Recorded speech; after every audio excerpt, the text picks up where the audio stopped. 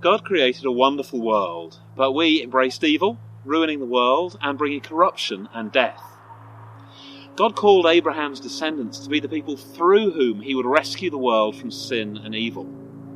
He rescued the Israelites from Egypt, gave them his law, brought them into covenant relationship with himself, and established them in the promised land. The kingdom was secured under David, and Solomon built the temple where God's presence dwelt.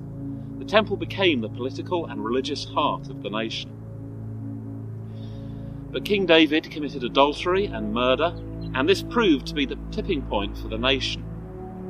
His son Solomon succeeded him and achieved great wisdom, wealth and power. But towards the end of his life, his many foreign wives led him to become entangled with their gods. From that point on, the nation unravelled. After Solomon's death, the kingdom split into two, Israel to the north, and Judah remaining loyal to David's line to the south. Both nations repeatedly rejected God's law and worshipped the gods of the surrounding nations. God sent prophets to confront them and call them back to him, but the people largely ignored them. Israel and Judah grew weaker and weaker, while the surrounding empires grew ever stronger. Israel to the north went into moral and spiritual freefall. Its kings worshipped the idols of the nations around them and entered into disastrous military alliances with their neighbours.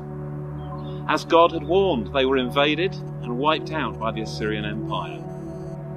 Judah enjoyed a few brief revivals when the nation heeded the prophets, but these never proved lasting, and they finally passed the point of no return, and the Babylonians took most of the people into exile.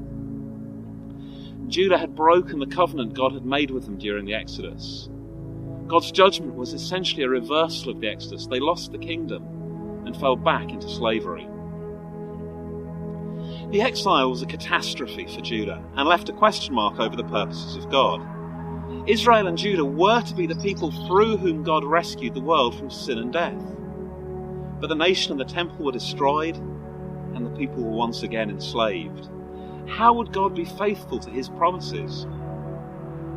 Shortly before Judah was invaded, the prophets began to bring a message of hope beyond the exile.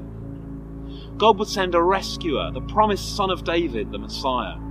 He would make a new covenant, lead a new exodus, resurrect the people, establish God's kingdom, and fulfill the promises made to Abraham. The first thing for us to see is the devastation caused by sin.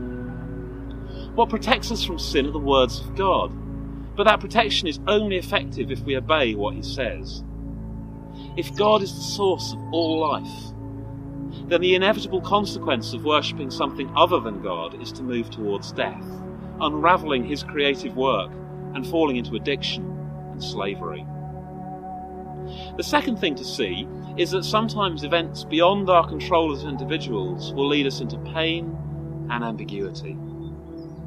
God deals with us as individuals, but he also deals with us as families, as communities, as cities and nations. When all we can see is failure and brokenness, the place to find hope is in God's promises. In the exile, the nation of Judah died, and the slaves in Babylon could only wait for God's promised resurrection of the nation. Like Judah, we will one day have to walk into death, trusting that God will be faithful to his promise to resurrect us and bring us into the renewed creation when he returns to rid the world of sin, of evil, and of death.